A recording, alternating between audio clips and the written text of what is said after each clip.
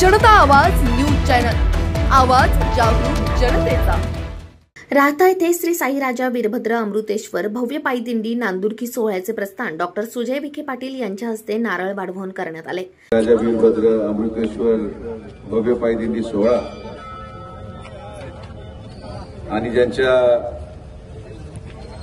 मार्गदर्शनामध्ये या दिंडी सोहळ्याचा आज प्रस्थान राहत्यामधून होत आहे असे हरिभक्तपरायण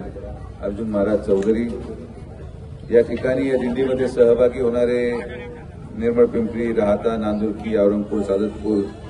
तरकसवाडी अशा सगळ्या या विविध गावांमधून आलेले सर्व वारकरी संप्रदायाचे आमचे सन्माननीय सर्व ज्येष्ठ नागरिक, आलेले सर्व राहता शहरामधले आणि वीरभद्र ट्रस्टचे सन्मान्य अध्यक्ष, उपाध्यक्ष व सर्व सन्माननीय पदाधिकारी, सन्माननीय पत्रकार आणि मित्रांनो, खरं तर सालाबादप्रमाणे पांडुरंगाचं दर्शन घेण्यासाठी महाराष्ट्रातून आणि आपल्या राहत्या तालुक्यामधून देखील अनेक दिंड्यांनी प्रस्थान केलेलं आहे। ही पहिली वेळ आहे की दरवर्षी दिंडी प्रस्थानाच्या वेळेस आम्ही पांडुरंगाकडे एवढं साकडं घातलंय की पाऊस पडू द्यावा, आणि ही पहिली वेळ आहे की प्रस्थानाच्या अगोदरच पांडुरंगाच्या आशीर्वादाने प्रचंड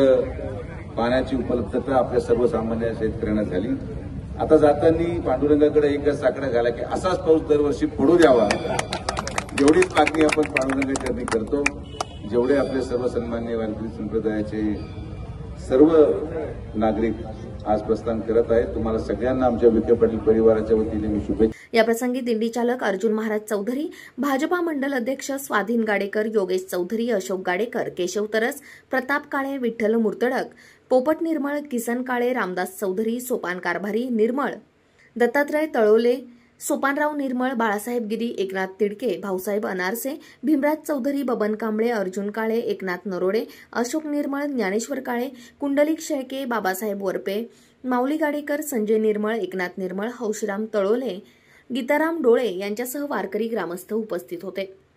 जनता आवाज न्यूज चॅनल, आवाज जागरूक जनतेचा।